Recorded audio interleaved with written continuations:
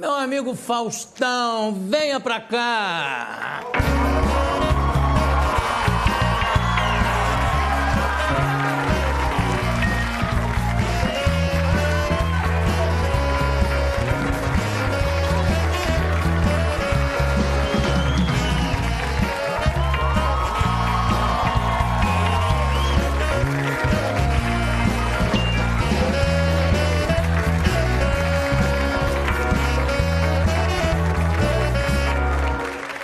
Gente, só consegui entrar aqui, sabe por quê? Porque eu fiz a bariátrica, gente. É uma porra de um corredor aqui que é brincadeira. Eu prendi a respiração. Pergunta pro Marcelo, que é operador, perdeu 75 quilos. O Jô não, o Jô foi na raça, uma época ele perdeu 80. Outra coisa, deixa eu falar antes de mais nada, que eu já vi uma vez no programa do Jô, foi no SBT, há 50 anos atrás, o tempo que o Bira era juvenil do Bahia, entendeu?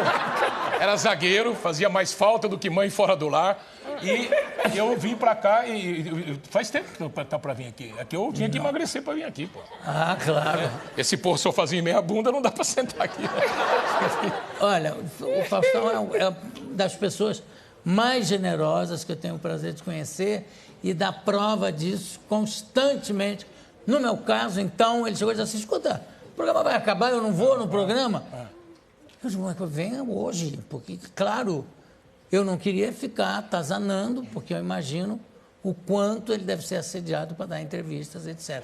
Foi no SBT também dando força, porque eu estava Na época você nem lembrava, você nem pensava que ia ficar tanto tempo. Não, são 28 anos. Você imagina, o cara que era um dos 3 maiores, e ainda é, um dos 3 maiores humoristas da história do Brasil. É isso. Ele se arrisca a uma outra profissão totalmente diferente. E hoje é... unanimemente, o maior entrevistador da televisão do Brasil. Não é pouca coisa. Fora a cultura que o cara tem.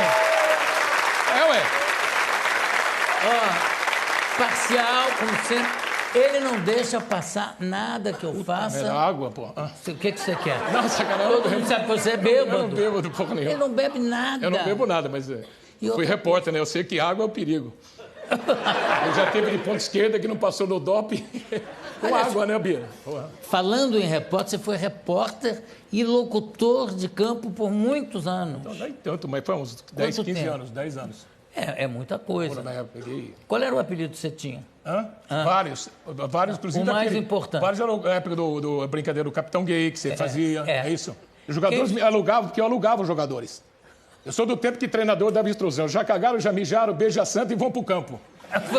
O que você pode esperar? No microfone ao vivo, no auge da ditadura, então, né, os caras falavam qualquer coisa. Falavam muita bobagem. Aí, então, hoje falam mais, mas e jogam menos. Né?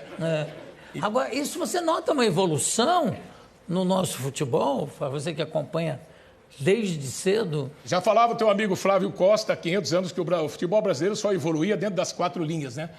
Dentro de campo e não fora de campo. E hoje em dia você vê a situação do Brasil, embora tenha ganho aí a medalha de ouro, mas é cada vez mais catastrófico, até porque a ascensão social e econômica no Brasil ou é através do futebol, alguns outros esportes, mas raramente, na verdade, mais é o futebol, a música sertaneja, né? E o BBB. Então, é um país que não investe na educação. E isso aí se reflete não só no futebol, em todos os esportes. Né? Quer dizer, conclusão. As opções... A conclusão, é o apogeu da merda. Fausto, olha, eu não me acostumo. O Bira chegou agora, entendeu agora? O Bira é legal, que é que nem aquela risada de dublagem, não é isso? Tem delay. Tem um... Ele pensa... Tem com delay. Eu não consigo me acostumar a chamar você de Faustão. Só chamo de Fausto. Faz Lazarento, faz o que você quiser. Chama então, o que você quiser. Pô. Pronto. É o seguinte, na época que você era locutor de campo, repórter de campo, não sei como é que se chama, repórter de campo. Repórter de campo. Qual foi a coisa mais esdrúxula que você ouviu um jogador falar? Você chegando com o microfone, qual foi o maior absurdo que você ouviu? Você tem ideia? Já vi jogador que chegava, hoje eu estou realizando um sonho. Eu falei, mas que sonho? É um jogo do Campeonato Brasileiro aqui em Belém do Pará. Ele falou, estou conhecido da cidade em que Jesus nasceu, Belém do Pará.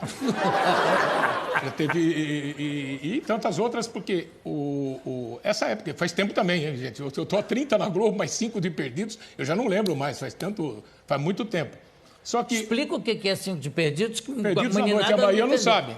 Eu estive até outro dia no Risadaria, que era uma homenagem de um evento importante sobre o humor no Brasil, e prestei uma homenagem aos grandes humoristas do Brasil, desde o tempo de Zé Fidelis, Nhô Totico, Anguito, Chico Anísio, Jô, os grandes nomes da história. E pouca gente sabe. Tem muita gente, por incrível que pareça, ainda não sabe que o Jô é um dos 3 maiores humoristas da história desse país. É isso. Então, é a mesma coisa, não sabe. O Perdidos na Noite foi um programa que teve um pouco de sucesso aí durante uns 5 anos aí, pô, entendeu? Programa extraordinário, totalmente irreverente. Foi o primeiro programa que era realmente irreverente e que ocupava a madrugada, quase que... Sábado à noite, para madrugada, das 11 e até a hora que desce. Não sabia se tinha convidado ou não, o cara chegava e tinha que fazer. Era maravilhoso, era sensacional. Galera da internet fica, de vez em quando, mata a saudade aí. É que tem tanta gente perdida no Brasil que os caras confundem se era um programa, se é outra coisa, entendeu? Mas o Perdido tem assim. Outra, você foi coroinha. Foi coroinha. Na época da missa em latim, porra. Era outra coisa, entendeu? E você respondia? Eu respondia ali em latim, entendeu? Aí um dia caiu a hóstia, eu já peguei, dei, já tomei os porros do padre. Mas é que eu fazia isso também no interior, porque eu ficava contando o dinheiro da esmola. Eu não roubava, mas o que eu comia de doce, porque ficava no almoxarifado da cantina da igreja. Puta, para contar a esmola eu levava 3 dias, entendeu? Foi ali que eu comecei a engordar. O que esse homem me manda de comida A gente faz contrabando de brigadeiro, não é isso? Doce de leite. Manda para mim. Olha, é uma geração loucura. Tudo muito doida, meu, muito louco. Brigadeiro, doce de leite. É tudo viciado, tudo altamente tóxico. E o engraçado é que quando eu vou na casa, a última vez que eu estive lá, nas famosas pizzas, ele fica do meu lado e eu tenho que comer tudo. Que ele não come, tem que comer, esse aqui. Falta mais essa, come. E na hora da sobremesa, eu tentando evitar um brigadeiro, que aliás tem uma pessoa maravilhosa que vai lá e que é diabético, como é que ele faz? Faz sem açúcar de vez em quando, eles põem um low sugar, que na verdade é um açúcar com mesmo. Aí os caras caem matando, aí no dia seguinte é uma cagada. Porque... Não, mas aquele aqui tá liberado, hoje é a última temporada, pode falar o que quiser aqui, não é isso? Claro, sempre pôde. Então, já sempre pôde, então melhor ainda. Mas fala o negócio do cara que toma um remédio. Não. Antes de comer o brigadeiro. Tem uns caras lá que tomam injeção antes, entendeu? E depois sai comendo. O nosso saudoso Manga fazia isso. Carlos Manga. Fazia o quê? Fazia isso. Eu tomava uma injeçãozinha e depois caía matando em merengue e comia tudo que Mas eu vi na sua casa um senhor que... Eu pensei que era brincadeira, você falou, ele comeu brigadeiro, aí abriu, pegou um comprimido e tomou, porque ele era diabético. Ah, sim, é verdade. É isso, ele faz isso mesmo. Tem um maluco lá, um espanhol lá que faz isso mesmo, é verdade. Ele come o doce e toma o remédio. Come o doce, toma o remédio. O problema é que gente, que o gordinho operado, a alegria de gordinho operado é indicar para os outros, porque ele não come mais. Então ele fica dando sugestão, por isso. Antigamente não, antigamente o cara chegava e come antes que o dono da casa vai comer tudo. Agora não tem mais chance.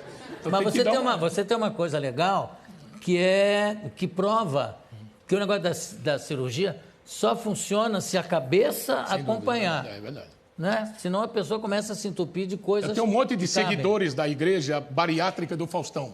O André Marques, o Leandro Hassum, um monte de gente. Só que eu falo para os caras, quem bebe precisa tomar cuidado com isso. Primeiro, o cara toma isso, já está, hoje é Réveillon, já está tudo bêbado. E porque faz efeito rápido. E mais, 2 anos o cara fica sem vontade de comer. Agora, depois, volta tudo. Então, se você não se cuidar, é jogo duro. Volta tudo mesmo. Qual foi o conselho que você deu ao Leandro Hassum? Matéria de roupa? Falei, não dê roupa para ninguém, porque você engorda, depois você perde tudo. E ele estava distribuindo, sabe porque o cara vai ficar magrinho? Ele fala, porra, virei um toureiro. E vamos lá distribuindo roupa para a família. Aí, de repente, engorda e devolve. Você mesmo pediu uma jaqueta de volta, não foi? Foi. Foi para um motorista teu? Conta para eles, então. Nunca vi isso, bicho. O cara nunca viu um negócio desse. O cara deu uma pro motorista, vendeu uma jaqueta, ou deu. E como deu. Depois, é o pior. Ele deu pro motorista e teve que recomprar. Aí eu comprei. Quando faz merda, faz pra valer. Eu adorava, era uma jaqueta de couro fininha. Adorava, não cabia mais. Aí eu dei para um motorista que me atendia em Nova York. Outra categoria, né? Aí eu dei, muito obrigado. Passaram-se alguns anos, eu dei uma enxugada e já cabia. Aí eu falei, Fernando, você lembra aquela jaqueta que eu te dei? E o filho da mãe falou assim, Não, o senhor nunca me deu jaqueta. Eu falei, eu dei. Aí passou mais um ano, ele foi me levar no aeroporto, falou assim, tá reconhecendo? Eu olhei, ele estava com a porra da jaqueta. Devolve. Aí a Flavinha, inclusive tem uma coisa de maluco, né? De fixação numa jaqueta. É verdade. Aí a Flávia comprou a jaqueta Olha aí. para me dar de presente. Agora, o que mais me irritou foi que quando eu falei, eu dei para você a jaqueta. Não, o senhor nunca me deu jaqueta. Fica a lição, se você ganhar um presente de gordo, esconda, porque se o gordinho emagreceu e engordar, ele vai atrás de novo. Já te aconteceu de se livrar de um guarda-roupa inteiro? Muito agora mesmo nessa época, depois dá uma engordadinha, entendeu? Tem que ficar, porque essa cirurgia, ela quebra um galho, mas não é a apologia da, entendeu? Eu, lógico, usava calça 58, hoje 46. Dá uma, entendeu? Mas tem que ficar ligado o tempo todo. Tem gente que vai lá, 2 dias de operado, já pega aquele sanduíche americano, que é ruim, porque cheio de espuma. Aquilo com uma tubaína, o cara atravessa o deserto e não come nada, entendeu? Os caras comem aquilo, então precisa tomar cuidado, só isso, entendeu? E a loja que a gente sustentou em Nova York durante anos? Quantos anos, meu? Tem fotografia da gente, uma loja de roupa para gordo, com número. Aí eu chego, tem uma fotografia do Faustão e uma minha. Você entrava na loja e era uma loja que vendia também para pessoas altas, jogador de basquete, sapato 48, 50 O cara que fazia aquele cara que fazia o Hulk, o incrível Hulk, Lou Ferrigno, não é isso? É. Também vestia lá. Só via aqueles puta cara deformado, do lado e para cima, entendeu? Deformado? E o porra do provador era pequeno, gente. Você não sabe o que é. Eles dão risada porque vocês são normais. Você não sabe o que é, né? Cotovelada. Pô, né? A gente sofreu muito lá. Tudo muito. E é tudo assim, tudo em cima do marketing. Era XXL Best Regards. Era tudo lá, tudo... Você viu na mesma loja em Londres? Você chegou aí? Sim, tem. Era melhor. Essa loja, quando começou, a gente começou em São Francisco, há 40 anos atrás. Hoje tem umas 50 lojas dessas. Significa que a galera toda engordou. Olha, eu com 12 anos, foi a primeira vez que minha mãe e meu pai me levaram para viajar. O nome da loja era Fat Man Shop. Isso. Loja do gordo. Hoje em dia é crime se você chamar de gordo. Isso aí, olha, chamou de gordo, apagou a luz. Olha como é que é a coisa. Gente. Tá vendo aqui, ó? Olha, é tão raro tem isso aí fora. A presença do Faustão. Ó, vou falar um negocinho. Apagou a luz. Teve um aniversário de uma apresentadora amiga nossa, que fizeram aí 1 ano depois, sem ela, que tinha morrido. Na hora do aniversário, eu não fui porque eu gosto demais dela. Ele também não foi. Na hora do aniversário, tinha um monte de gente lá, comemorando 1 ano, apagou a porra da luz. Se eu conheço, foi ela que puxou essa merda aí tudo.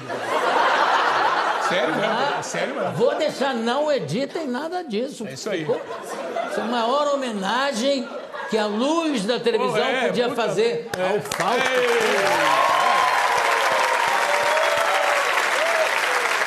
Eu vou chamar a vinheta.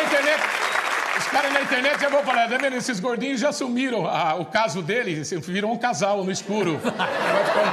Já faltava isso. Vini, chama a vinheta para eu continuar com o Faustão. O Vini tá aqui ainda? Tá. Tá escondido na Globo há tanto tempo esse holandês? Tá aí. Fizeram muito comerciais o Vini, nossa senhora. Fez muito Era o pico doce da Globo. Comia todo mundo, O que ele fazia? Comia todo mundo, o Vini cantava a mulher assim, ó, pode ser ou tá difícil? Vai, Vini, conta. Olha aí, meu. Há quantos anos já o Domingão no ar? Há quantos anos? Para 29 ou 30. Foi 89, nem eu faço mais conta. 89. Fui tomar essa água agora aqui. Acabou de reclamar da água. Não, a água é ruim, mas eu dou um azar em programa, porque gordo é uma desgraça, né? Eu fui no programa da Ana Maria, sou amigo da Ana Maria desde o tempo que ela fazia a Porteira do 8, lá em Rio Preto. Você imagina, ninguém sabe disso. E aí, chego lá, pô, ela vem, o prato que ela me faz, frango. Frango me lembra hospital. Eu sou do tempo que maçã e pera, a gente comigo eu tava doente, não é isso? Não é hoje, não. Claro, frango também. Frango também. Puta, pra gordo, frango, peixe, é uma ofensa. Não adianta. Meia hora de gestão já foi. Não tem nada. E aí, a água era ruim também? O que Não, aqui a água é... A água não, aqui lá na... Essa água aqui é da seleção chilena, não é? Mas o Chile ganhou a Copa América com essa água. Fala pra mim. Mas você fez uma associação qualquer da água com a Ana Maria e com frango. Porque ela serviu o frango, eu odeio frango. Você eu não comi também. frango por nenhum mesmo, não gosto. Eu também. Tem coco, você não gosta doce também. de coco, doce de coco é crime, né? Bife de fígado. Quem gosta de bife de fígado aí? Ora, vocês são loucos, hein? Puta vida. Eu já joguei de bife de fígado embaixo da mesa, nossa senhora. Na hora de... Na hora, não tem jeito. Não, bife de fígado não foi feito pra você comer. Não, aquilo é pagar a promessa. Mas doce de coco, imagina você ir jantar e o prato principal é fígado e a sobremesa é doce de coco. E o fiapo que não sai depois? Não, você parece que está comendo serragem, sei lá, eu não... Esponja. Faustão, você disse que perdeu quantos quilos? Eu perdi 40 quilos. Eu, em termos de bariátrica, eu sou fimose. Porque é ridículo. Esses caras não. Você vê, tem uns amigos aqui que perderam 70, 80 quilos. Olha, é diferente, é outra coisa. Você perdeu, ele perdeu uma época, tinha 160, depois perdeu uns 80. Exatamente. Na raça. Um regime. Na raça, só cortando carboidrato. Você ficou doido, lembra? Você foi escovar o dente e viu uma locomotiva na escova, lembra? Porque a escova era remédio doido, né, mano? Hipofagia, aquilo. Não, eu não cheguei a tomar isso, não. Eu tomava então, você era doido natural mesmo. Não, tinha um A gente se conhece desde o tempo da Record, do Paulo Machado de Carvalho, gente. Não, nossa. Muitos anos, esse tempo Você, na Record... Televisão a lenha, Blota Júnior... Televisão a lenha... Tinha um jornalista que costumava dizer que a televisão brasileira era um carroção a jato, porque tinha toda a tecnologia, mas o que se fazia era meio brabo, mas a gente ia fazendo, né? E você se lembra do Dr. Paulo, que figura que era? Nossa Senhora. Uma vez o Adoniran Barbosa estava pedindo um aumento nessa época, o jogo ganhava bem, eu trabalhava na rádio, trocava as jus por Genésio, tudo, na Record daquele tempo, né? Então, aí o que acontece? O Adoniran Barbosa estava há muitos anos lá e tinha um monte de estrelas na Record. Ele chegou e falou, tá na hora de... Adoniran, você tem que ser bem pago aqui. Aí ele entrou no meio de uma reunião e falou com o Paulinho Machado de Carvalho, o filho do Dr. Paulo. Eu preciso melhorar, o salário. Vou estudar teu caso. E foi embora. 1 mês, 2 meses, 3 meses, não tinha resposta para o Adoniran. Um belo dia, a Adoniran abre a porta, a secretária, que isso, senhor Adoniran? Não. Abriram a reunião de toda a diretoria da Record. Todo mundo parou. O Paulinho falou, o que você quer, Adoniran? Eu sei que você está estudando o meu caso. Quando você se formar, você me avisa. Como é que é a história... O cara Adoniran Barbosa. Do Caçulinha, da Elis Regina pedindo aumento para o Caçulinha. Você lembra dessa história? Também. O ensaio do Filho da Bossa. Aí a Elis, com o Caçulinha... O regional do Caçulinha. Aí o cara do caixa, era um doido, escreveu Reginaldo Caçulinha. Ele trabalhava como pessoa jurídica e ganhava como física. Quer dizer, então você havia a merda que dava lá. Aí a Elis estava ensaiando com o Caçula, falou, quanto você ganha? O Caçula falou, o conjunto ganha tanto. Ganha muito pouco, meu. Você precisa melhorar a tua vida. Aí ele falou, precisa ver. Chegou e falou assim, Paulinho, o Paulinho Machado de Carvalho, o Caçulinha, está ganhando muito pouco. Se não dobrar o salário, ele vai parar. Aí o Paulinho, pode parar. Ele falou, não podemos parar. Aí ela falou, mostra pra ele, vai mostrar o quê? Não, parar não pode, de jeito nenhum. Que loucura. A situação estava difícil, que nem agora, diz que vendedor de mostruário, vendedor de biscoito come mostruário, entendeu? O cara compra o circo, o anão cresceu, tá todo difícil, entendeu? Não tem jeito, né? Você começou a trabalhar com que idade, Fausto? 14 anos no rádio. E de rádio, todo mundo fala que é diversão de cego, e é uma sacanagem, porque o seu rádio é realmente uma... Basta ver o que o Orson Welles fez no rádio. Porra. Você mexe com a imaginação das pessoas, né? Então, eu fazia... Estava pensando em fazer direito, e não fiz, foi até o 4º ano só, você vê que eu nunca fiz nada direito. Então, eu fui trabalhar na rádio aos 14 anos, quem me arrumou foi o irmão do Paulinho Nogueira, o violonista. E aí o cara chegou, quer trabalhar na rádio? Aí, o rádio tinha muita... Qualquer pessoa que tinha voz mais ou menos, eles punham para trabalhar em rádio. Aí o cara falou, quer trabalhar? Então, senta aí. Aí me deu um texto assim, né? E o cara ligou a luz vermelha e eu falei, sei lá onde eu estou. E comecei a falar. Primeiro dia, se o seu problema é televisão, a Casa Boris tem.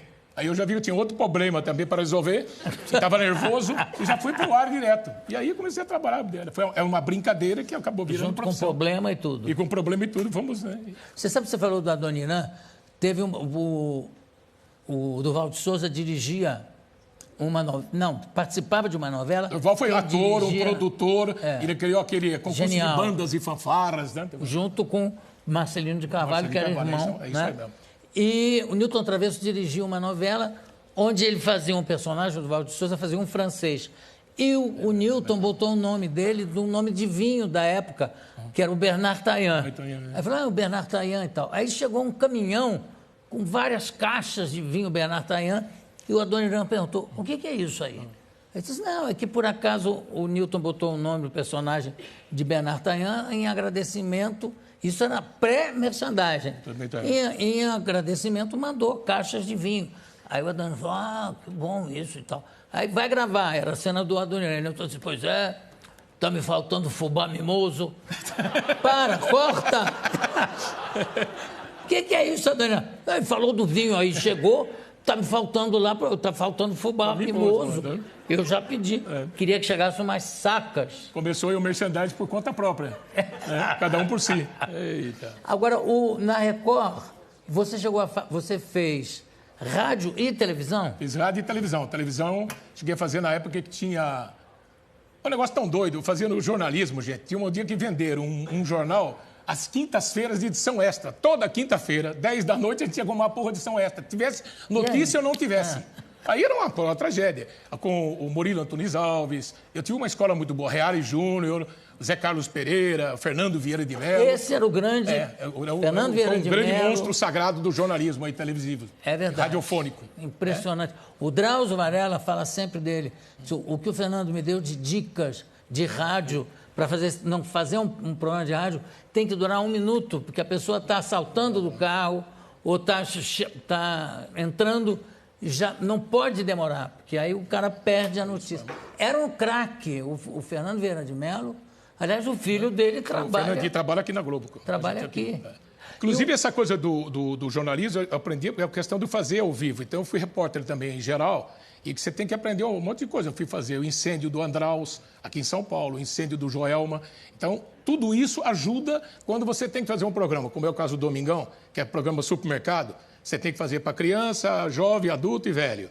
Para todas as classes, todas as idades, te ajuda com essa cancha que você tem. Pelo fato de eu ter trabalhado 10 anos no Estadão, no jornal, ter trabalhado em rádio, tudo que você tiver de chance de trabalhar nessa área, ou qualquer que seja a área, sempre você vai aprender alguma coisa, né? Sempre soma. Você vê o caso do Jô, ele, seja no Silveira Sampaio, foi o precursor do talk show no Brasil. Depois, todas as coisas que você fez, seja como ator, tudo isso você olha para trás na sua vida, tudo isso te ajudou em outras áreas, né? Sempre. Não, claro, nada surge do nada, né? Você vai somando experiências. Agora, o que sempre, eu acho, a mim, o que sempre me impressiona, no seu caso, isso não é levado pela amizade profunda que eu tenho por você, é o seguinte, é espantoso o conhecimento que você tem em várias áreas, que é fruto disso. De repente você me sai com uma coisa, eu digo, mas como é que ele sabe? Como é que ele sabe disso? Porque vivenciou. Você está me falando agora que cobriu os incêndios mais terríveis dessa cidade. Você está transmitindo ao vivo, de repente chega os caras com desespero, pula do prédio, você vê o corpo humano estourando com uma bolsa de plástico, estourando no chão. Você engole seco, não pode passar para o ouvinte isso, você tem que ter equilíbrio. Tudo isso te ajuda no resto. Construindo. Né? Também, repórter de campo. Eu lembro uma vez no interior, gente, você não sabe como é que é. O cara, você imagina, eu com 140 quilos, eu era um alvo. O cara me jogou metade de uma casca de melancia nas costas. Meus amigos da Rádio Cultura de Campinas. Então o cara vai pensar que assim, aí eu vou falar, ouvinte, desculpe, jogaram uma melancia nas minhas costas, porra, entendeu? É complicado isso aí, entendeu? Mas jogaram mesmo? Outra vez eu estava transmitindo um jogo, eu falei, vai descendo o Teia Teia, que era o atacante da Ferroviária, derrubado o Teia, o que aconteceu aí? O repórter, o colega meu, entrou lá e falou, o médico agora está olhando ele, e o massagista está passando colírio na boca dele. Eu falei, colírio? Que isso, meu? Ele falou assim, não sei, não sou médico. Eu falei, então supositório é na orelha. Conclusão. Tomamos uma puta suspensão. Entende? Só que o rádio, ele é muito dinâmico. Então, você tem que estar toda hora... O rádio, porque ele se completa na imaginação de quem está ouvindo. E isso é extraordinário. O negócio do Orson Welles, que você falou, que transmitiu a Guerra dos Mundos, E causou um desastre de tudo que as pessoas acharam. Foi o primeiro cara virtual no mundo, né? Ele criou uma virtual. É verdade. E você fala, por exemplo, no rádio, entra uma mulher, o cara fala, puxa, como ela está elegante. Isso pode ser em qualquer época, porque dependendo da época, você imagina essa mulher vestindo isso ou aquilo. Tinha um jogador que veio de Mato Grosso, olha como é que ele amarrava a chuteira. Ele fazia o seguinte, ele punha o pé aqui e amarrava a chuteira de baixo. Ele era burro, não? Então, o cara chegou para jogar e ele chegou uma vez e eu lembro que tinha lançado aquela chiclete no Brasil. Há quanto tempo faz, gente? Ó, aquela chiclete, aquela branquinha. Sim. O cara olhou, estava acostumado a tomar bolinha no jogo, ele olhou assim, achou que era comprimido e bebeu com água. Você imagina aquilo no estômago, entendeu? Então os caras... Aí outro lá, era aniversário, eu falei, teu aniversário hoje. Fizeram uma festinha para mim antes do jogo, aqui na concentração, e cantaram parabéns para você, para mim.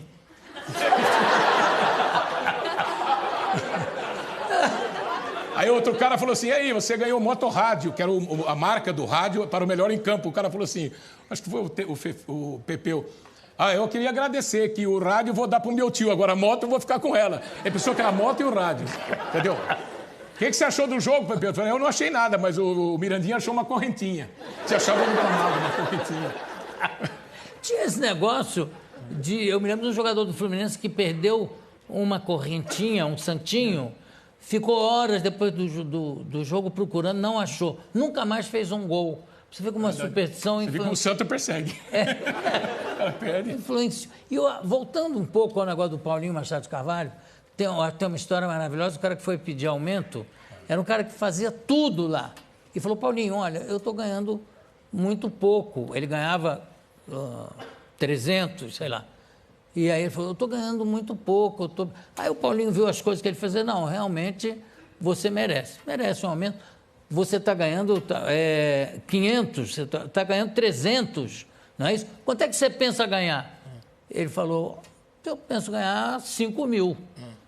Aí o Paulinho disse, não, 5 mil não. Você aproveitou a rima 300, e já mandou ele para aquele lugar. Não, você está ganhando 300, eu pensei em te aumentar para 500. Ele falou, 500? Aceito. Não deu para disfarçar. Agora, como é que foi, no seu caso, a passagem do rádio para a televisão? Você começou a fazer as duas coisas ao mesmo tempo? Primeiro, comecei a fazer futebol... o jornalismo, eu te falei. No começo, na própria Record, eu fazia na Jovem Pan, então eu fazia um pouco de reportagem geral, um pouco trabalhei com Hélio Ribeiro, foi um dos gênios do rádio. E aí, a partir do momento que eu fazia as duas coisas e fui fazer jornal também, surgiu... Quando tinha um programa chamado Balancê, da Rádio Excelsior, que era do Sistema Globo de Rádio, do Sistema Globo de Rádio. E aí eu fui a fazer um programa que ele era feito dentro do estúdio e eu levei para fazer no auditório. Era o auge da crise naquela época, os caras iam lá para procurar emprego, parava do meio-dia às 2h, e a gente misturava Ulisses Guimarães, político, Paulo Otran, com gente do esporte, com os imitadores. E, enfim, era um programa dos tempos do rádio de auditório, e isso serviu de inspiração para o nosso Goulart de Andrade, falecido recentemente, uma das figuras mais importantes, como alma de repórter e como caráter, como desbravador. E o Goulart de Andrade me convidou para falar, sai de jornalismo, vem fazer variedades. Isso o Blota Júnior, que foi o meu padrinho, já tinha me dito isso. Mas eu estava envolvido com essa coisa de jornalismo, então não estava pensando. O Goulart é que conseguiu que eu viesse para fazer o Perdidos na Noite. E o Perdidos na Noite enfrentou a censura de costumes e a censura política. Então, a censora ficava lá no caminhão, a gente estava gravando às quartas-feiras, eram 2.000 pessoas no Teatro Zácaro. Essa piada é maravilhosa, mas está cortada. Vou contar para o meu marido. E cortava do programa, entendeu? Então, a gente teve que enfrentar essas coisas. E valeu a pena de ter a criatividade para superar esse problema. Para mim, é pouco citado, mas é um dos programas mais importantes da TV brasileira, porque foi um programa desbravador. E foi um programa numa época em que tudo isso eram atos, não é que ele fazia isso com consciência, mas eram atos de coragem, realmente, porque isso que ele está falando era sempre a censora ou o censor tudo, né? Censurando primeiro o texto e depois o que foi gravado. Quantos personagens você não teve que formular e fazendo isso? Isso aí não vale nem a pena contar, porque às vezes não saía nem da gaveta, nem do papel. O Wilton Marques, que trabalha comigo até hoje, vários personagens censurados e proibidos. Agora, o Perdidos na Noite tinha uma espontaneidade, a gente sentia que você fazia aquilo com puta de um prazer. E uma puta responsabilidade também. Graças Quando a você Deus. está com 30 anos de idade, entendeu? Solteiro, não tem filho, nada, é outra coisa também, entendeu? É uma gilete na mão de macaco, vai cortando para todo lado, vai brincando, né? Depois você caiu um pouco a ficha. Até porque depois também eu mudei para outro horário. Quando eu vim para a Globo, o Lima Duarte, a mãe do Lima Duarte foi parteira do meu pai. Então a gente é amigo há 500 anos. E o Lima sempre da época do São Paulo, eu já conhecia, o Tony Ramos. Esses caras já trabalharam em jornal também. O Benedito Rui Barbosa, esses caras já tiveram na Santa Ceia, já fizeram cobertura, tudo. E só eu que ficamos velhos, só nós que ficamos velhos. Aí, o que acontece? Ele me alertou, que falou, você vai fazer um outro horário, um outro tipo de programa, então tinha que se adaptar. Então, claro, é outro programa, né? Outra coisa, não tem jeito. Né? E sobre tudo isso, não só o outro horário, outro tamanho de programa, era outra dimensão, tudo. Mas foi uma coisa corajosa, porque você dizia assim, pô, mas pegar acho que a pessoa que te convidou mesmo foi o Bonifácio? Foi o Boni. Quem descobriu foi o primeiro, foi o Cassiano Gabos Mendes, que já vem... Esse é outra lenda. Vem outra lenda, né? E que já vem do Otávio Gabos Mendes, o pai dele, que são 3 gerações de gente do rádio e da televisão, e ele que foi o... Ele falou até que era para que eu viesse para ser narrador de futebol. Depois o Boni falou, não, preciso de você do domingo, e depois deu no que deu. Deu no que deu. É isso aí. Fausto, foi um prazer incomensurável. Obrigado. Isso é um momento histórico. Eu bobeei, sabe por quê? Eu devia ter guardado essa entrevista para ser a última entrevista do ano, porque para mim seria um fecho de ouro, mas não tem importância. Qualquer momento que você senta aqui é um fecho de ouro. Muito obrigado de coração pela tua generosidade, pelo teu carinho e por essa exposição que você não permite frequentemente. Isso foi uma coisa muito bonita, muito obrigado. Você sabe que, primeiro é o seguinte, quem está no domingo enchendo o saco durante 3, 4 horas no domingo, tem que se escondendo, ficar enchendo o saco de vocês durante a semana inteira. Aí vai em rede social, vai lá e de novo, Faustão, puta que ninguém aguenta mais esse cara. Agora aqui é o seguinte, gente, na verdade, a chance que eu tenho de prestar homenagem a uma referência de profissional na televisão. Eu repito, um cara que está na história como um dos 3 maiores humoristas desse país de todos os tempos. Um cara que é de uma cultura acima da média em qualquer lugar do mundo. Mais ainda, um cara que consegue se transportar de um tipo de trabalho, que é o humorismo, e vai para virar entrevistador e consegue ser o mais importante da história também, não é para qualquer um. Então eu tenho carinho, muita admiração, muito respeito, fora a questão da nossa amizade. Por isso que eu vim aqui com maior alegria, até porque esse público aqui é outra categoria mesmo. Tem jantar aqui, tudo. Obrigado. Aqui dá para matar a saudade do Perdidos na Noite, né? É verdade. Dá pra... Muito obrigado. Daqui a pouco a gente volta. Obrigado, galera. Maravilha. E para fechar o programa de hoje, nós conseguimos na internet a chamada do primeiro programa do Faustão na Globo.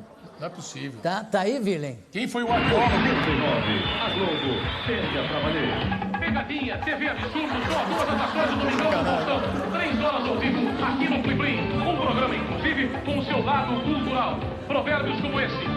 Quando um não quer, o outro tira e dorme. Domingão do Faustão.